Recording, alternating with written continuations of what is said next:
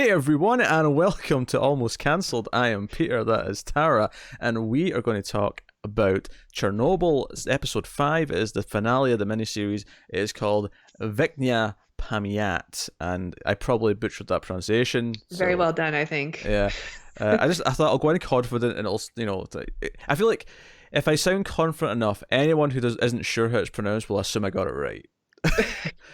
And those of you who know, well, crucify me in the comments. That's okay. I accept it. So final Glad it episode. wasn't me. I'm sure you'll mess up something later. Do we have to talk about Rod Sterling again? We don't have to talk about it. So episode 5, and we have a longer episode here, and we have mostly the courtroom. It's the trial of Dyatlov and the plant managers. And that's what bulk of the episode is. There's some lead in before that, because I actually got really surprised towards the end of the episode where I was like, "Oh, we're almost done. There's like a minute left, and or whatever, like before all the." At the end of True Stories, you always get the screen saying, "And this is what happened to so and so." Right? There's actually quite a lot of those, so it was more than a minute. But like, I was like, "Oh wait, we're actually just ending here at the end of the trial. There's nothing after it."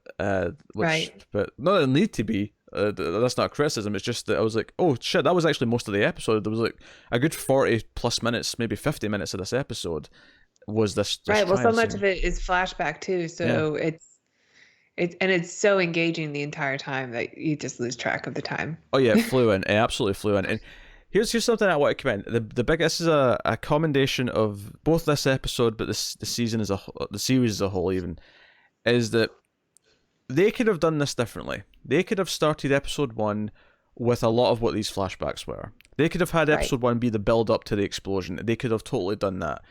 And it was genius not to. Because as we watch it in this episode, we've had all the aftermath. We saw all the people in the plant, the night of after the explosion. We've seen Legazov explain this multiple times. We've seen him go through all these stages of all the disasters that could have happened again after the fact, of all the things, the meltdown, the explosion, everything they've had to do, the containment. This episode, we get to see the build up to it happening as he explains it in the clearest possible way. And the effect that has on us as the viewer is that most of us are not nuclear physicists. Most of us don't know how this works. We may have a vague idea after the first 4 episodes, but he explains this so well. His blue and red cards that he pulls out so helpful. Yeah, it makes so much sense, because at one point brilliant move. Yeah. Because at one point it's like all blue cards, and it's like, well, everything's cool then, but what's wrong? And it's like, no, but here's what happens because it's so cool. And then he starts like exchanging them, and then before you know it, there's 5 red cards, and it's like, holy shit, 5 red cards, this is disaster. And even though like the cards, like I can't read them because they're not English, but you still get it, It's just explained so well. Yeah. And you're right, they could have opened up the first episode with the explosion and what we see, the chain of events that happen, and it probably still would have been a great series, but it's just, it's not, it feels like I'm so invested at this point, and I want to know, because I've been along for this mystery for 4 episodes now, trying to figure out what happened. And now I get to see it. It's a huge payoff. And not just that, we get to see the people that we met in the first episode in the beginning of this episode before the event. It gives it like a bookend kind of feel to it, because we get to see characters that we've not really seen since the first episode, maybe the second. In case of the fireman, obviously the third one we saw a bit of him, but and the people that were on the bridge, we saw them, like the couple with the baby. We see them at the beginning of this, and we see them living their lives, and it's so much more tragic now. Where in the beginning we would be like, okay, so this was their life before the big catastrophe happened. There'd be a little but now this is like, oh, this is what their lives were before, and now it's like a war zone there. Yeah, there'd be a little bit of foreboding if they started that way, but it's really effective to start episode 5 with this essentially this flashback to 12 hours before the explosion, and we see, because we got a glimpse of Ignatenko holding the baby before. We saw a glimpse of that earlier on in the show, but a lot of this it's new. We're seeing because the swimming pool is quite a famous landmark in terms of like seeing how the radiation and what Chernobyl looks like now and what Pripyat looks like now. But so we see all these different things, and then we end this opening montage with this scene of the managers in Dyatlov talking about this test that they need to do and how it's overdue and they're supposed to have done it already, and and it's like, well, we need to do this, and they make this choice to be like, well, let's just do it tonight then. If we have to wait till after midnight, if we've been told by the power grid we're not allowed to do it till then we'll just do it. I'll go home and get some sleep and we'll come back. And to us at this point in this scene, we don't necessarily understand why this is necessarily a bad idea, right? Why this is even the wrong decision. But the beauty of this is that later on in the episode, when we get Legazov in the in the trial, explaining why this was a terrible mistake. I mean, there's actually two reasons why, because Ilana explains the other one before he goes up. She says she's the one who talks about the error that all the people made, and then Legasov is the one who talks about the error that was happening inside the plant. Yeah, itself. Because she talks about the fact that there's a shift change at midnight, and all the people working post midnight weren't prepared for a test. Many of them had never done a test. The one who was actually specific test, yeah. Yes, and the one the young guy who's operating the main the temperature control, he's only been working there 4 months. He's 25. He's nervous because it was like one of the flashbacks with the other guys. Like, well, I need to do that for the first time tonight, and like Dyatlov's going to be like looking over my shoulder. Like, seriously, like he's scared. He's scared of doing this. Yeah. And the other guy, and we get to see Dyatlov as a boss, and he is a horrible manager. Oh yeah, he's terrible. The one that you really don't want to work for. Yeah, and it's just so hard not to jump ahead, but I want to try and keep all this stuff more or less in order in terms of the trial. Because Boris opens up with a bit of a speech, kind of explaining. He basically does the overview that he's already learned from Legazov. He gets a little model out and he's talking about what happened that night, and then Ilana goes up to talk about the human errors we talked about and how it's, the people involved weren't the right people to be doing this job. They also bring up the fact that these tests that were supposed to be happening were all supposed to be completed before the plant was actually operational. It was supposed to be something, these managers had signed these documents saying, no, we're ready to go, and they hadn't done it. They were trying to sneak in these tests while the plant was operational, years after it had been operated on. And they even point out that they've done this test multiple times. So this is like the fourth time they've tried. And I like that bit of dialogue, actually. It's like, and the fourth time they tried was April 26th. It was like, shit. So really effective in that build. But it's once Legazov goes up there and he starts talking about why the 10-hour delay was a problem. Mainly the idea being that they'd actually already lowered the temperature to about half of what it's supposed to be, and it stayed there for 10 hours, meaning that the xenon was building up that entire time, which normally you would lower it down and it'd be almost time to go straight into the test, presumably, whereas it would spend 10 hours at this level, letting this extra byproduct kind of build up. And they refer to it as a poison, right? A poison, yeah, that the core's being poisoned. And like, it's the sort of thing where I'd have to watch the scene a few times to really like regurgitate everything he says, but it's so effective with these cards. The way he says, okay, so this affects the steam, which then affects this, but we've also got the water, but we've got the rods, and he does it so well that in the scene itself, you're never confused. You always understand exactly what he's saying and how one thing's affecting the other. To the point where I'm like, the writer of this show should probably maybe get a career in explaining like science to dummies, because I feel like he's really good at it. He did a good job with this. HBO needs to lock him down. Like, whatever he's got planned next, like, just give him all the money. Apparently, he's already working on another true story miniseries for HBO. Oh, really? Yeah. I'm in. Yeah. I'm so in. Yeah. Is it wrong that I'm hoping it's a disaster of some kind? Because I feel like I basically want Chernobyl too, but obviously there was no Fukushima. Yeah, maybe that one's too similar. Maybe, I don't know, something else, chemical plant or something. I don't know. But like, no, really effective. So I think we want to talk about the flashbacks. We want to talk about I want to talk about the flashbacks. Then we'll talk about the actual drama on the trial itself with Legazov making his choice to whether or not he's going to go through with saying the truth. Because that's one of the interesting things is that The thing in Vienna that we heard about last episode has already happened at the start of this. He's already went there Right. and I was lied. expecting that to be this episode. Yeah. Because he meets the KGB dude, and it's like, yeah, you'll do this. You're getting the highest accommodation of the Soviet people. I've not even got this. You're going to get this. And Ilana comes to see him and tries to say, no, the truth needs to come out. And he's like, I've already given my life. I'm dying. We see him pulling his hair out. Literally, it's just falling out. Yeah. And it's not enough. You have to do this. So, yeah, let's talk about some really frustrating elements in the flashbacks. If you didn't hate Dyatlov already from everything post explosion, oh baby, you hate his guts in this. And it kind of goes back to what they said last episode, where it is human error to a point, but there was supposed to be a fail-safe where, and Dyatlov knew that, where he believed that he could just flip a switch and stop anything bad happening, even though the conditions they made were like, it's one of these things where he relied so much on the fail-safe, because I'm someone who's like, just be safe than sorry, like take a few precautions, like play it a little bit safe, especially when you're working with a nuclear reactor. Yeah.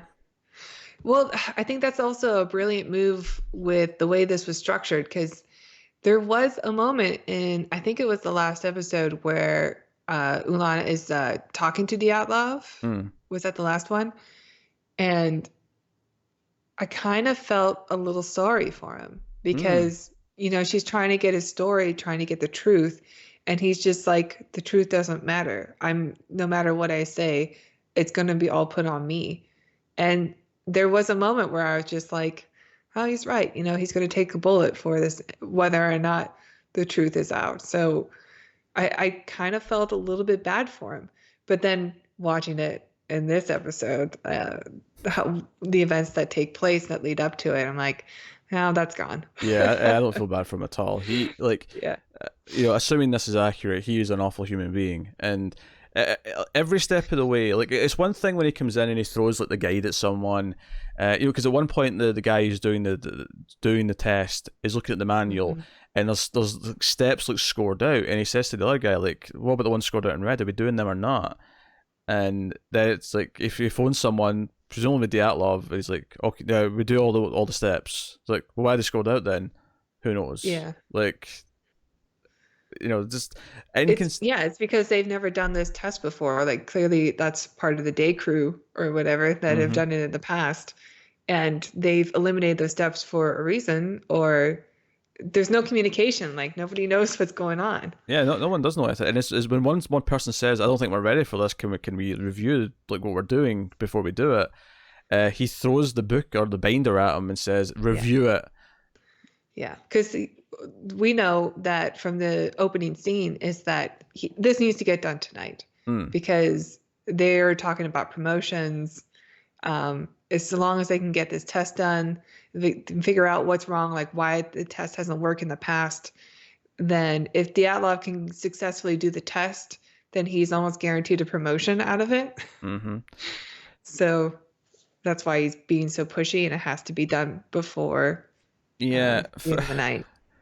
For a society, for a state rather, that's so concerned with like capitalism and the idea of greed, it's kind of amazing how much greed's still in there. Just maybe not in the same ways, but like everything that happens this night is people determined to advance themselves. It is out of this selfish, preservation, and that's what leads to. And because I think the scene where I got like angry at Dyatlov in this is when the other guy turns around and says, "This is now dropping below the safety, like, because I think they're supposed to put it down to like 700, and it starts dropping below that."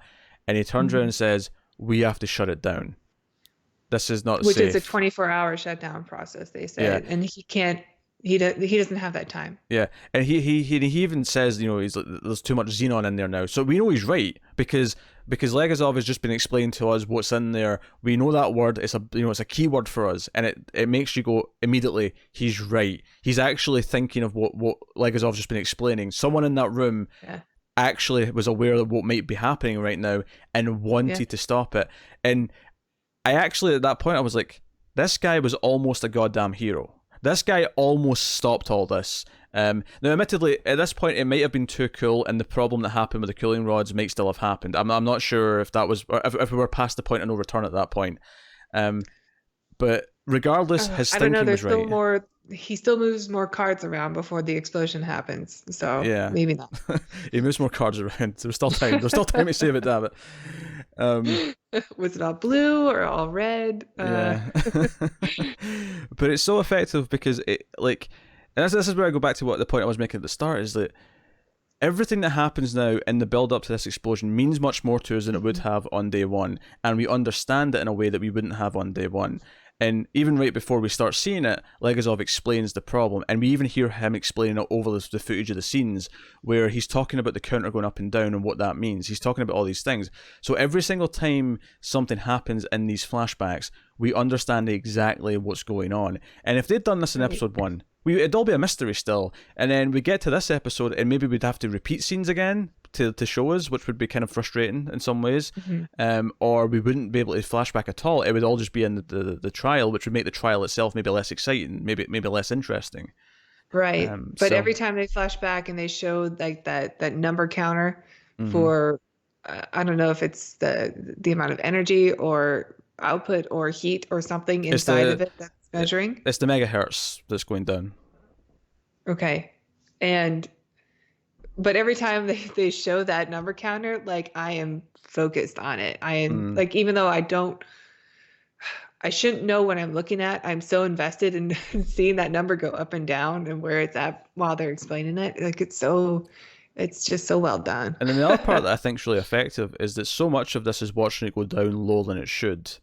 Which is why when it starts going the other direction very quickly, it has impact. Because it's like, wait a minute, this is skyrocketing very, it was going up in the hundreds and then the thousands like really quickly, as if it was just ticking, immediately from like 500 to 1500, and it was like, wait a minute.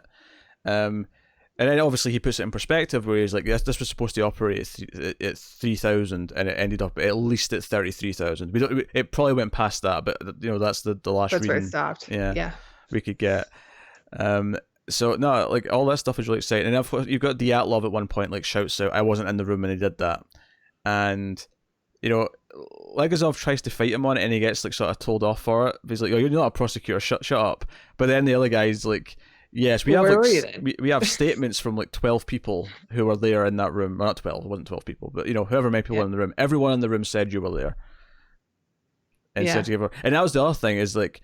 After the other guy tries to like tell him to turn it off, he gives him like a direct order, and he threatens his job. He threatens, you'll never work again in this industry. I'll make sure of it. He asks him to like note down his command. He wants a record that he's been told to do this. Right. And obviously Dyatlov just hits it out of his hand. He's not having none of it. But like he clearly understands the weight of what's happening right now, and the risk of what's happening right now. And he's terrified. And Dyatlov is so just blasé about it. And he's probably used to Dyatlov like blaming things on everyone else. And so he's like, no, if you're going to do this, you're going to take responsibility for it. And Dyatlov says no.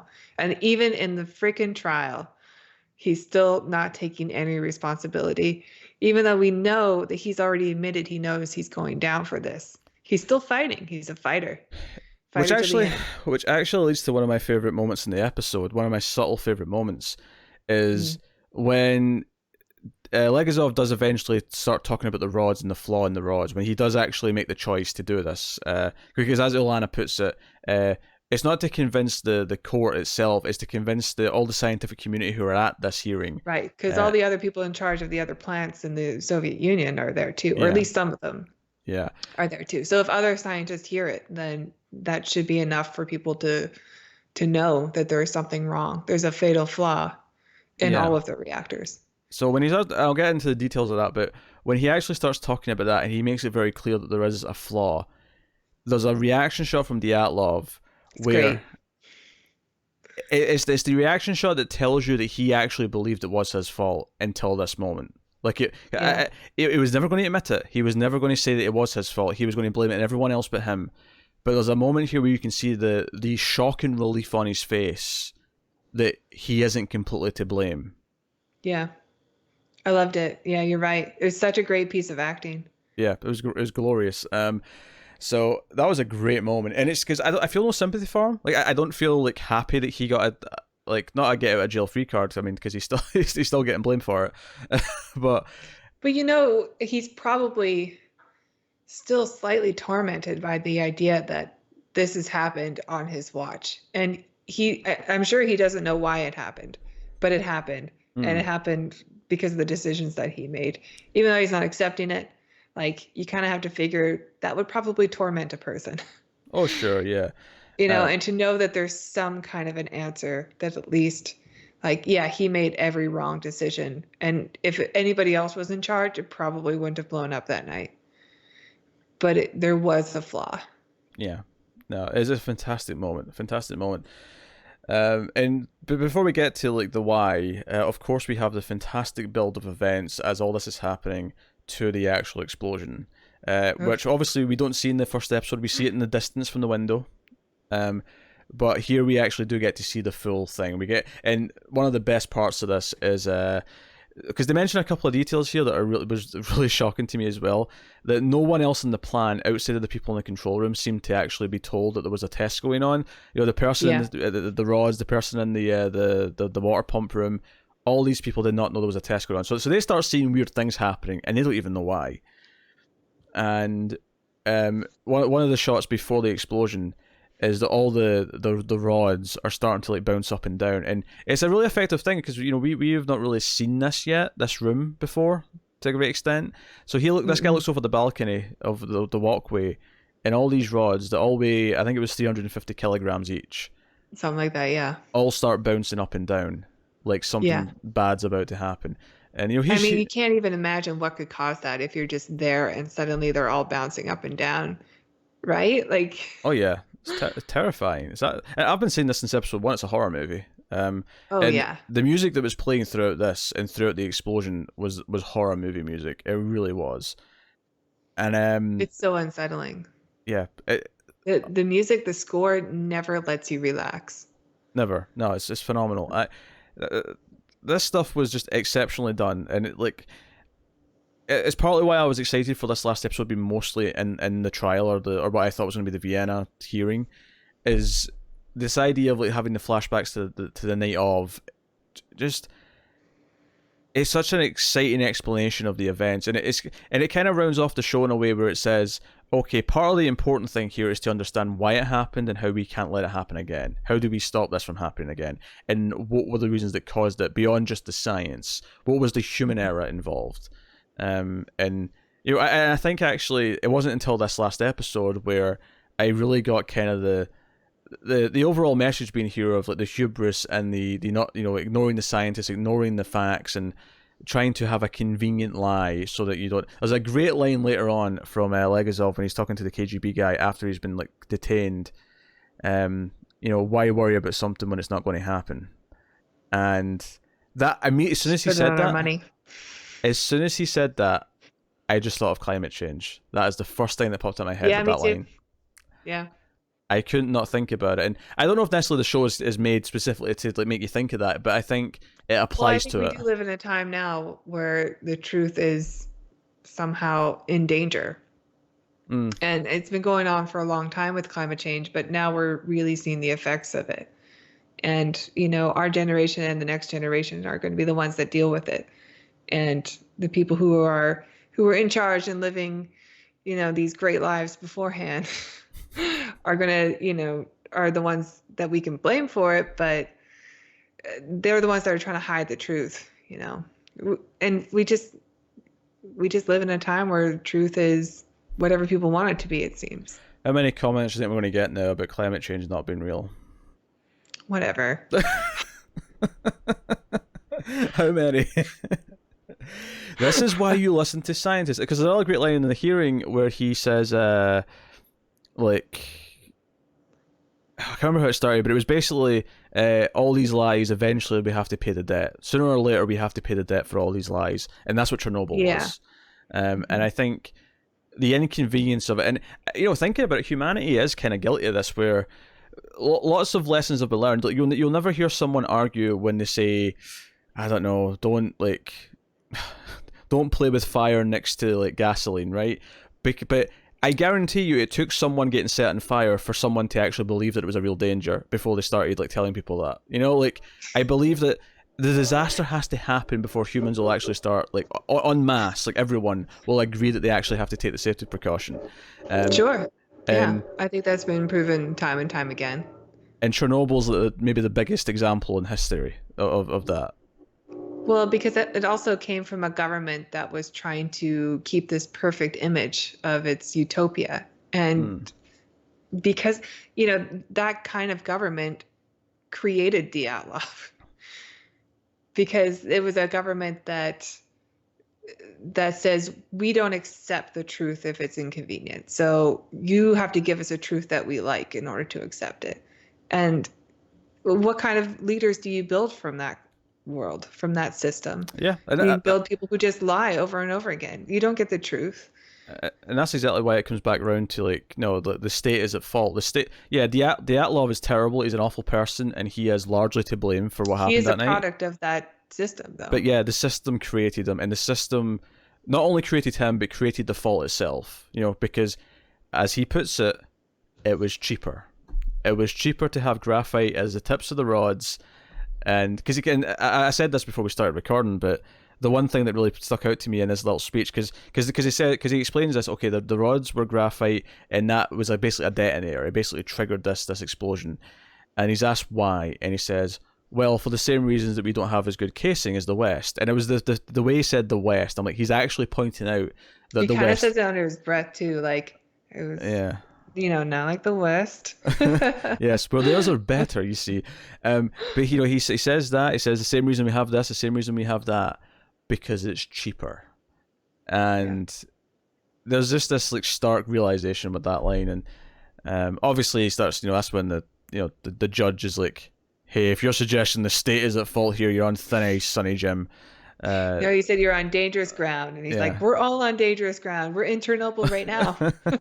Yeah, because those great shots as they're driving in past all the vehicle graveyard of all the vehicles that were used in the cleanup. Yeah. Which they've not taken out because they're all, at least slightly radioactive. Yeah. Yeah. Just keep them there. Yeah, just keep them there.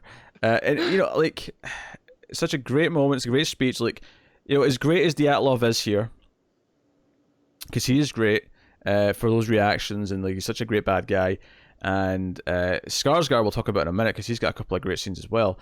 But Jared Harris is like basically it's his show. He's commanding this. Like there's a good like 30-minute chunk where it's just him basically talking, and he holds it. He holds it the entire time. He gives it this gravitas. Yeah. There's a moment where he drops one of the cards, and it's just this awkward pause because he's nervous, and it just. It stings in your soul. There's also a really great choice for the camera when he was walking up to the podium to speak, where it does that thing where it's a fixed camera on him and then the background around him is moving. It's not fixed in the background. Do you want a technical term?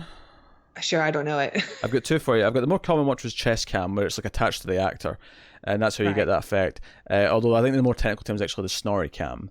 But yeah. So that's it. It causes a bit of a motion sickness when you're watching it, which gives you like this uneasy feeling in your stomach, and you're nervous for him all of a sudden. The most common time it's used is when a character is like tripping acid, and they'll use it for that. Yeah. Sometimes they'll use it where they're really tense and paranoid. A similar effect here, where it makes you feel like you're with him and the room is shaking, and it gives you that kind of feel. Because actually, did you see Upgrade last year? No. Oh god, what's his name? Some green. People always say he starts off in a wheelchair, right? Yeah. People always say it looks like Tom Hardy, and he kind of does. He was in a fantastic TV show called Quarry, which I absolutely recommend beyond my wildest dreams. Phenomenal. But Upgrade, Upgrade is a decent action movie, a decent sci-fi action movie. I'm sure we'll do it in the Ace at some point, which is a sci-fi movie podcast, the Atomic Cinema Experiment.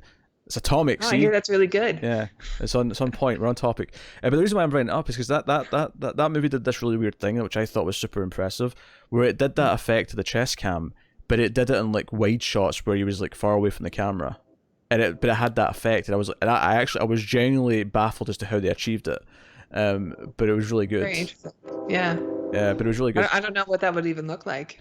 Well, the whole idea is that he gets this chip and this like AI takes control of his body. So he like gets control of his body again, but he's doing it essentially through a computer interface. So it's the idea that his body's kind of separate from him. So it gives it this kind of robotic look the way he's walking. And it's really neat. His body language plus the camera work made it give it this really cool feel. It's probably the best thing about the movie. Actually, is how they shot, like how different he moves. And that was a bit of a tangent, but it was just because we're talking about chess cam. Yeah, I thought it was just a really brilliant choice because it made me feel sick almost because it has a motion sickness effect to it, and all of a sudden I know exactly how like Asaf is feeling when he's approaching the podium, and it follows up with him dropping the card, and you're like, okay, he's really nervous. Yeah, because it's the long walk. It's the long walk up to the podium. It's that. This is it. This is where he has to make the decision of whether or not he's going to tell the truth. Another subtle detail I really liked is that the audio from them is a little bit harsh because they've got these really like sort of like old school 80s microphones like picking up their audio, and I loved at one it's point. Yeah, it's a bit echoey too. Yeah, he kept going off mic when he was going over to his board, and I loved that there's a shot of like someone running up and moving another mic in, and I liked that little detail. It felt natural that okay shit we didn't think of this. Someone put a mic there. Yeah. I like that. Yeah, I noticed the echoey. I think when Skarsgård was speaking, you can hear like the echo in the background. So you're like, it's just this big open room. Yeah, a little bit of feedback occasionally as well, just a little bit to give it that kind of amateur feel. It felt real. Yeah.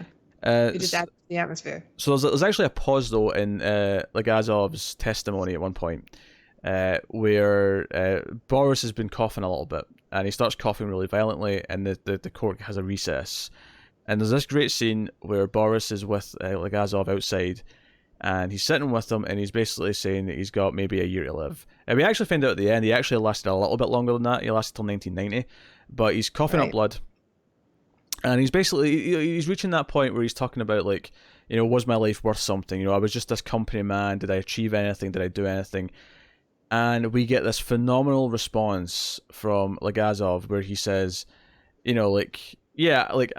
I was like doing all the science, but you were more important. You got everything done. Like you're a company man, which meant you knew how to ask for things. It meant everything I needed. Lunar rovers. All the men, all the equipment, everything I needed. You got me. You were more important than I was. And regardless of what you think, they wanted to send a company man, and they just mistakenly sent the one good man. And it was like. I almost started tearing up as he was saying this because it was what a great line. I know, because I think Boris actually has a great journey throughout the show from episode 2 to episode 5. Because at first he's kind of a dickhead. He's kind of this. He's in episode 1 because I rewatched it. And I think I told you this before. He's on the phone and he brings up the phone conversation in this scene. Like, do you remember when I called you?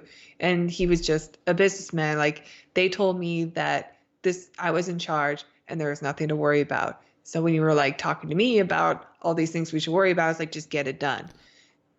Yeah, and because he even says that he believed them because they said he was in charge. Because he got a promotion, he got an important job, he felt like he'd achieved what he was supposed to, which kind of ties into what Dietlov was trying to do with the promotion. This episode's so good. This episode is so good. So good. And it's a great, like, the idea that they mistakenly sent the one good man. I love that line. It may be my favorite line of the whole episode. And there's a lot of good lines of dialogue in this. It's a beautiful line. It's a great moment, and I think the true end to Boris's journey for me is a little bit later, but even by this point, he's become to accept Legazov and what he says, and he's because last episode we pointed out how they used the word propaganda, and he got angry, and it's like he's really learned over this this ordeal, the problems within the system and the system that he's been a part of his whole life, but it's later on. It's basically they're calling an end to the hearing. We'll come back and we'll do the verdict and that later, but. Like, we're done, your testimony's over. And Legazov's like, no, I'm not finished. But he's like, oh, it doesn't matter. We've heard everything we need to hear. And it's before he's gotten to the rods. It's before he's talked about It's before he's gotten to the part where it's the flaw of the Soviet Union. Yeah. Of their design. And Boris, everyone's standing up. Like, it's that noise, when the clash ring bells and everyone starts talking to each other, right? It's that sort of noise. Everyone's getting up, they're ready to leave. And Boris just yells out, let him finish. And Yeah, it really I like stood out to me that he had that kind of authority to do that. Like, I guess so. Like, he still has that sort of respect and authority where in a courtroom, he's after they bang the gavel and say court's adjourned, he stands up and says, "No, we're not done," and everyone listens to him. this is the moment where, like, you've told me many a time that you cry all the time to things, right? You cry at Yeah. commercials, you cry anytime I think it's emotional. All right. I like I need to go into all of Yeah, it. I feel the hits a lot, but I don't necessarily get that teary eyed or cry. I didn't cry in this episode. Like I very rarely actually have tears going down my face, but I We do. haven't talked about the moment where I cried, but I definitely cried. We'll get to that. But the moment I really got teary was here, because the moments that tend to get me teary tend to be more uplifting. It tends to be happier, like, emotions that get me teary eyed. And not that this is a great situation, but Boris basically being like standing up for him and being a hero gets me more than the sad stuff, more than the sad and the tragedy of what's happening. It's someone actually pulling through and being the good person. That hits me harder. And Yeah. like, I was ready to fist pump, like, at this moment. I was like, yes, Boris, you go, my son. You beautiful bastard. This is if this was a superhero story, this is him choosing to be a hero. This is at the end of his origin story. Yeah. And it's beautiful. You really buy that they have a real friendship, and apparently they did. We see it later at the end of the episode. They show a picture of the real guys. Yeah. And they're like laughing together in the picture. Yeah, there's a, to use a word or a similar word, there's a camaraderie. Comrade. Comrade. Yeah, I don't know if we talked about this last episode, but they had someone who was around in the Soviet Union like check the script, and they thought, like, because they actually, like, the writer, Mason, he held back on the comrades because he thought it was comical and like a stereotype, and the person who read it went, no, there's not enough comrades. Everyone was saying comrade, put in more comrades. Everybody called each other that. Yeah.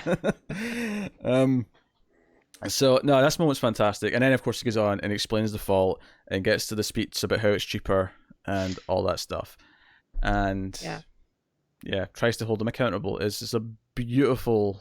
Anyway, and we mentioned I think we got to start some of the explosion, but actually seeing it looked good. Like, like it did, because it this looked is where the money was. Yeah. It looked great in the first episode when we saw the aftermath of the smoke. That's that scene at the end when looking over into it, and it's like it feels apocalyptic, feels like the world's ending. But the explosion here does actually look very, very good.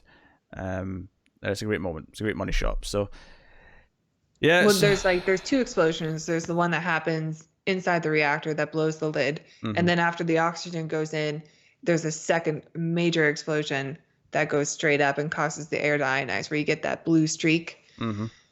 Yeah. And they're both like just extraordinarily done. And with the explosion, the second one, the big one, they, show all the graphite that you've been seeing in slow motion kind of fall everywhere around the building. You're like, oh, makes sense now. Nope. So good. So good. So KGB rush him off basically because he said some things that they're not happy about, and he tries to, like, and again the whole idea that the carrot on the stick, as it were, in this show for the Soviets has very much been promotion and your stance, the respect you get as being someone who's served the state, and the idea that what they're going to take away from him is they're going to kill him because they're just going to discredit him. They're going to make him lose his job, lose his. They're going to humiliate him. Yeah, they're doing the thing that the state wants the least, or anybody who loves the Soviet Union would want the least: humiliation. Yeah. You're never going to see Boris again. You're never going to see Lana again. You're never going to do any of this stuff, and you're going to just live out whatever's left of your life alone and miserable kind of thing. And it's funny because I feel like in his own way, like, obviously he was very brave to like stand up and say everything he said anyway, but I think in his own way, even though he's clearly scared in this scene, I think Legazov is very much kind of like he's made peace with whatever's happening next. Like, yeah, it's still scary, but he's not like trying to beg for his life. He's not doing any of that. And because the line that I said earlier, why worry about something that's not going to happen? he says that after Legazov says, what if I refuse any of this or resist any of this? That's when he says it. And, he doesn't, of course, resist any of it, seemingly. Outside of course, leaving the tapes and the memoir and, everything else. Of course, we hear that final line, what was the cost of lies at the end of the episode as he drives off. But there's a great moment, of course, where he's looking over and he sees Boris and Alana watching from afar. But it's like, no, I have to be a martyr here. And he's already been a martyr. He's already dying. He's already given up most of what is left of his life. He explains it to Alana. He said, I voluntarily went to an open reactor. I've already taken a bullet for this. And then she says it's not enough, Yeah. So he knows his time is up. So what does he have to lose at this point? And it's also it is, I think the point of that scene with the KGB is that he's not only going to humiliate him by making him not be able to do what he does for whatever time he has left, but it's also establishing that they're going to stop the message at the trial. Yeah. That his message isn't going to get out. He may feel like he's at peace, but no one's going to hear it. Yeah, because I think that's another part of the choice is that he chose to.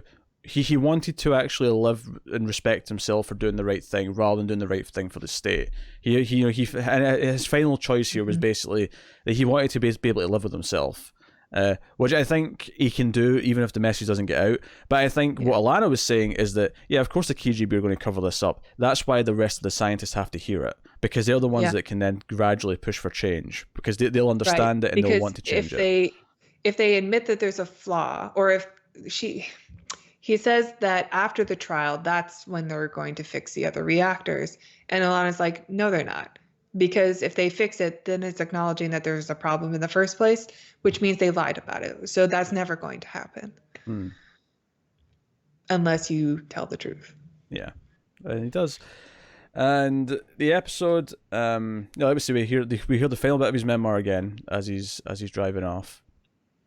And that's the end of the episode. We then go to a very long series of images with text of the real people, real footage of the people as well. Some of it's footage, some of it's images. Kind of depends on what it is. And obviously it starts with Legazov saying that he took his own life, age 51, April 26, 1988, exactly 2 years after the explosion. Which I don't know if they made that clear in the first episode, because I went, oh, okay, he was very specific with that time. He was sending a statement with the time of his death. Yeah, I think they did. It's hard for me to know exactly because I also listened to the podcast and they went into a lot more detail about that. That's also how I knew, because I remember you were surprised that Ignatenko, the female, was pregnant. Yes. And you were surprised when she said that at the end of episode 3. And I said, no, they said that in episode 1, but I don't think they did because I rewatched it. And I think maybe I knew she was pregnant because the opening scene of her is that she's throwing up in the middle of the night. And then she doesn't seem sick or anything. I'm like, oh, she must be pregnant. But yeah, so I think some of the details I may have gotten from the podcast, but I remember them saying specifically it was 2 years to the date in the first episode. And it actually acknowledges that Ilana was created to represent the rest of the scientific community, and it shows real footage of all these scientists. I kind of like that they're very open about it and say, hey, no, she was here to represent all these people, and we get like some photos and some footage of all these various. I was going to say characters, but I should say real people. Scientists. Yeah. You know, I'm looking at it right now just so I get all these details right. And Boris died in 1990, 4 years and 4 months after the explosion. Yeah, so he lived, a few years longer than expected. Yeah. Especially when we see him coughing up blood at the trial. Yeah, I will say actually, out of all the cast they got, the plant manager is probably the one that looks the most like the real person. He's got very similar hair. Yeah. Yeah. I think Dyatlov kind of looks like him. I don't know. Well, maybe a little bit, yeah. Maybe a Maybe it's little just the bit. mustache. Yeah. And Dyatlov died in 1995. Way too late. Oh, that was not holding back there. Uh, All I but mean, the salt. show wants me to think of him as a villain, and I do. Yeah, and I should mention that Valery Kudenchik, his body was never recovered, and he's permanently entombed under Reactor 4. I will say I don't remember who that is. I have to imagine it was the person either in the pump room, or maybe yeah, because yeah, that makes the most sense to me. Just based on where he is in the building when the explosion happened. Okay. That makes sense to me. As obviously there's a lot of foreign names here, so it's kind of hard to keep track of them, especially since some of these characters. If they were in the early episodes, I wouldn't know their name unless they continued on later. Yeah, yeah, and it's actually funny because I remember bringing up in like episode 2 that the firemen's outfits were all under the hospital still, and they're very radioactive. And then sure enough, to show that here, they even have a little counter out showing that they're still up at what's that, 64, which Yeah. yeah, so. Yeah, and there's a slight happy ending there because Ignatenko, she's told that she's never going to have a child again. She'd never be able to do it, but she actually did. You know, Mm-hmm. it does this thing That's where when I started crying. it pauses and says they were wrong, and she's got a son now. Yeah. This is the part where I started crying. Yeah, that's nice. And it goes into the minors. It does this nice thing where it recaps all the various things we've had throughout the show, and it goes through the minors, says at least 100 of them are confirmed to have died before they were 40. It says all 3 of the divers survived. 2 of them are still alive today, which is actually really good news. Like I would not have expected that based on Yeah. what we were told. Yeah. Plus the way they filmed it, like you just assume that they weren't going to make it. Yeah, and then They were focusing so much on all the water that was radioactive, but I guess the water acted as some kind of shield. yeah, the cancer spikes, the people who were like in the containment zone helping clean it up. There's no official record of how much of them died or what their fate was. And then the final thing that it does, which is really the final point that it wants to make, is that it's hard to actually pinpoint what the exact casualties were for Chernobyl because is every cancer related to, in that certain radius? Is it related to Chernobyl? Was it just cancer that was going to happen anyway? Various other factors. But estimates range from as little as 4,000 all the way up to 93,000. And that the official figure that the Soviets had for the casualties of Chernobyl, which has just stood the test of time because no one's changing it, is 31. Unbelievable. 31. 31 people. I still have a lot of questions about all this. And they also kind of established that Gorbachev says that this Chernobyl is one of the main reasons that led to the fall of the Soviet Union because it was so expensive and so costly, and more than just money.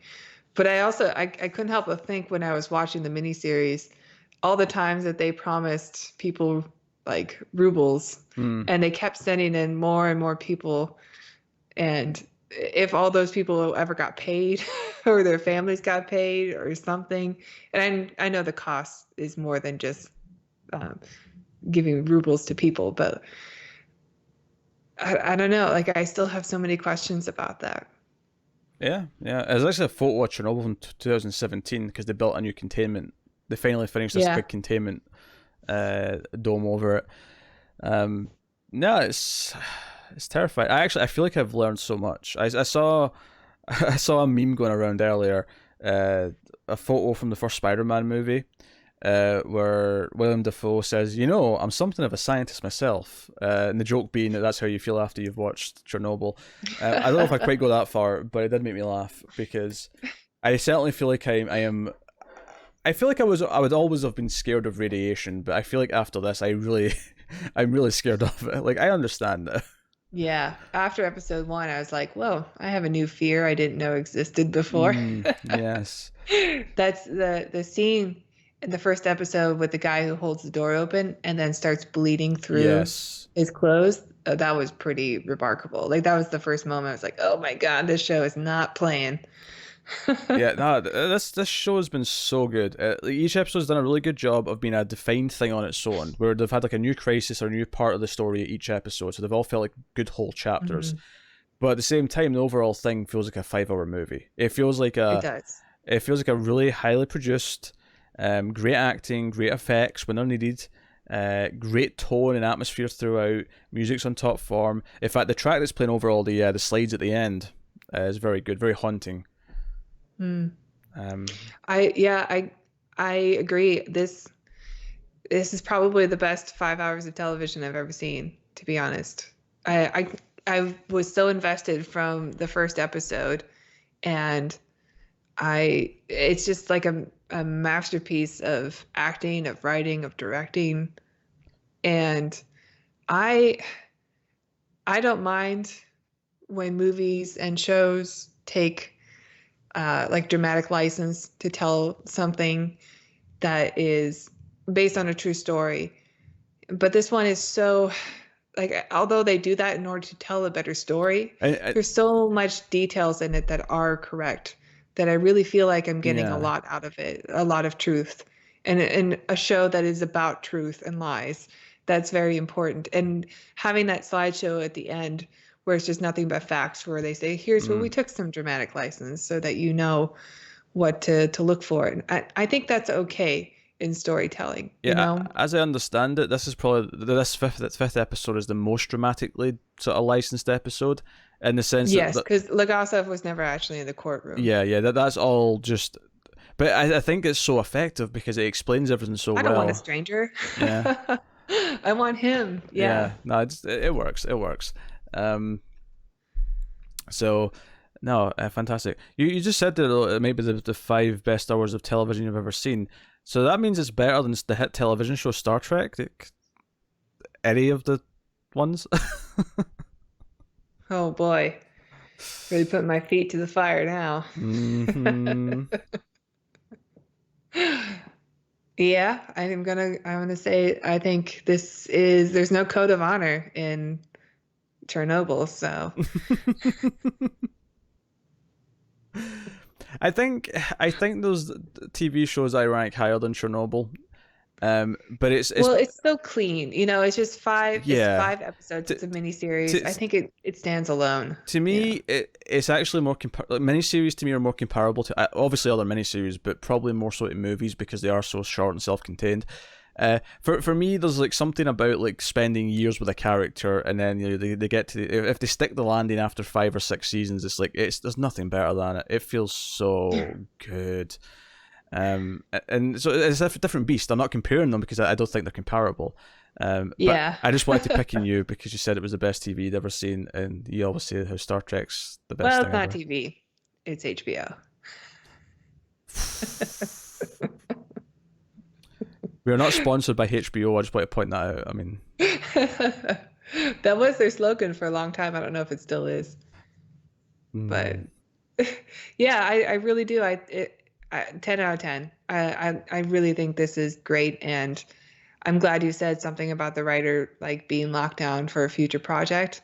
I think they should lock down the writer, the director, the person who does the music, like lock everybody down. Whatever they want to do, green light it. Because I mean, it is fantastic. I want what happened to Big Little Lies, which was a mini series that was supposed to be just one mini series. I want them to win all the Emmys, and then HBO goes, you know what?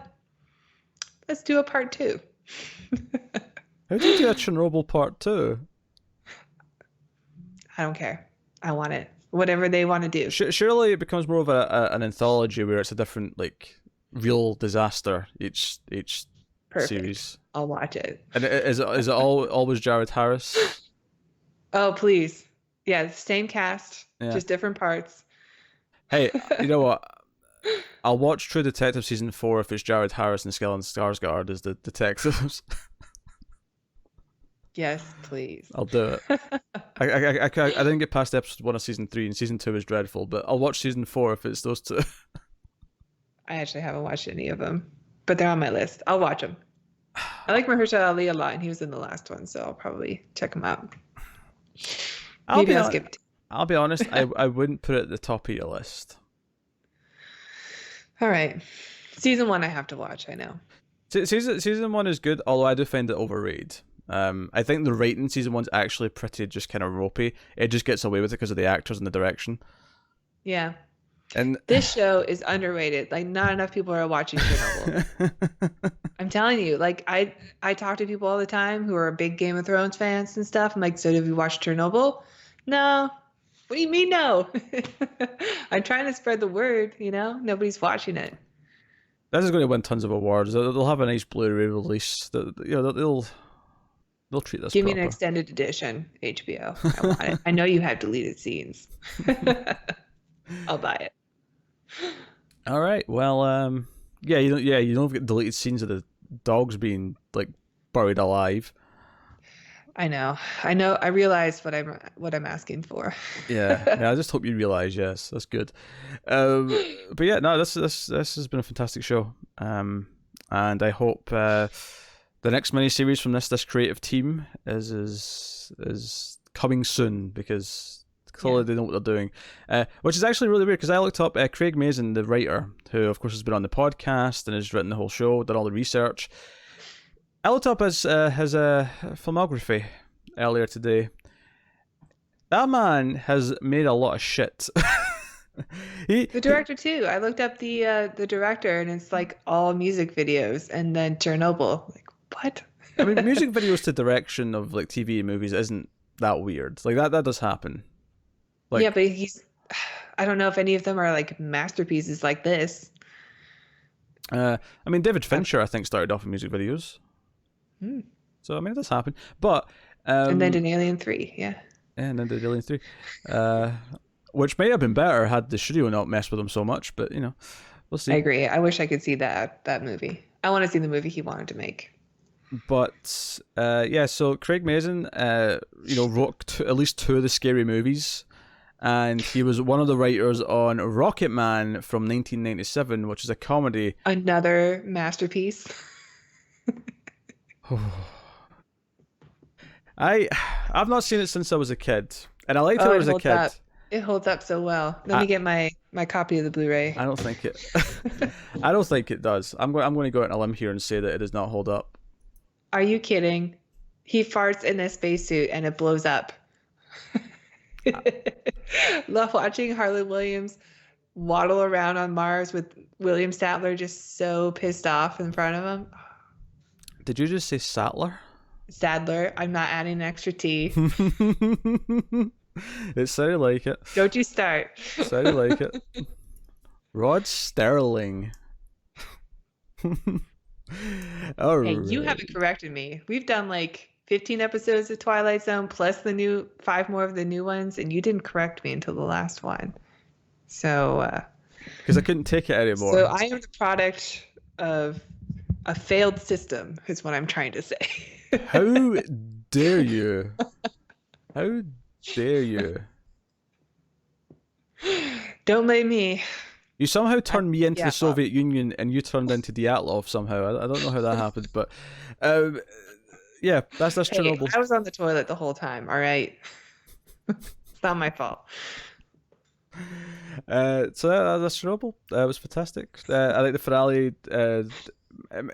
Arguably, maybe the best episode, which is insane because, like, I was worried early on that it might lose steam as it goes on because, like, all the big, like, disaster movie tension was at the start, but honestly, no. It kept it fresh in interesting ways. It kept tension. It kept drama. And we got a lot of naked men in it. A little something for the ladies. How many members of the female audience do you think were excited by all the naked miners? You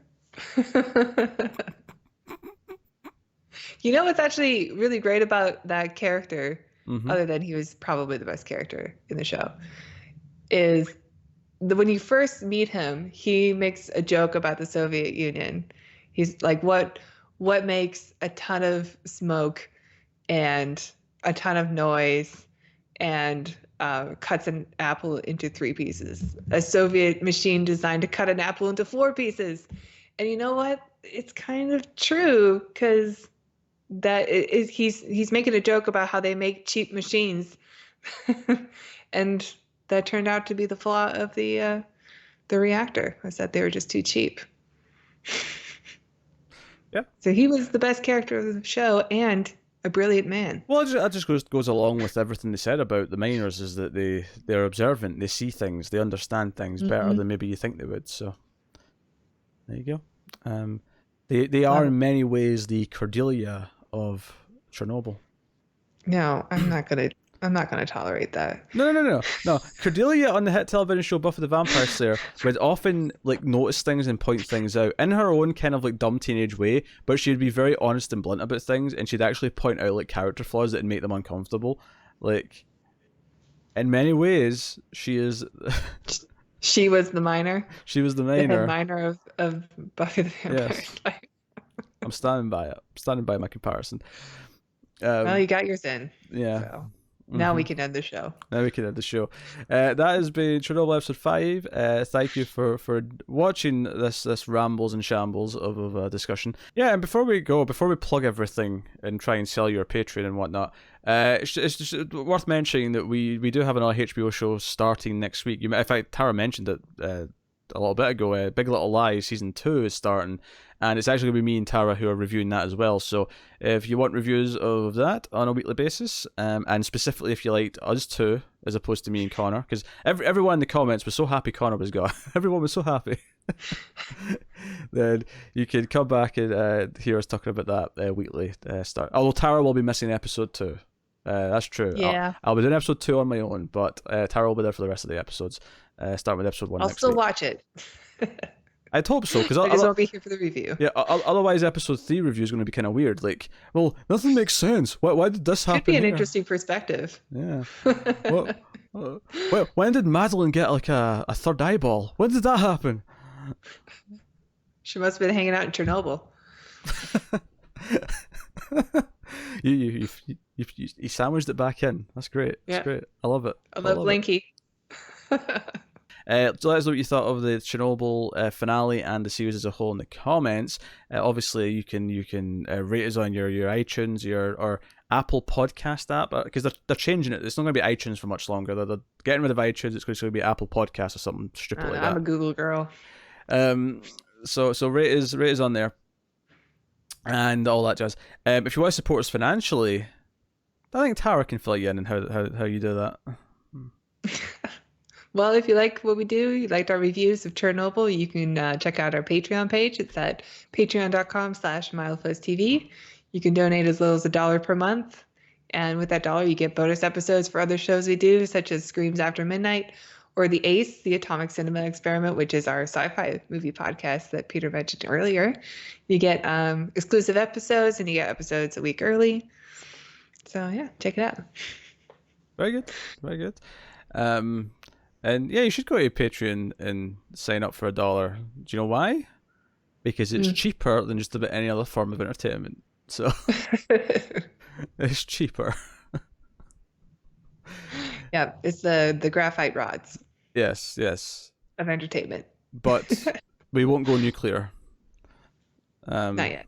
Not yet. I mean, I don't know. If Zack Snyder gets another DC movie, I might go nuclear. I'm not going to promise that. So that has been Chernobyl. So thank you once again for watching or listening. We do appreciate it. Keep watching TV, guys. Have you got any vanilla? What are the cost of lies?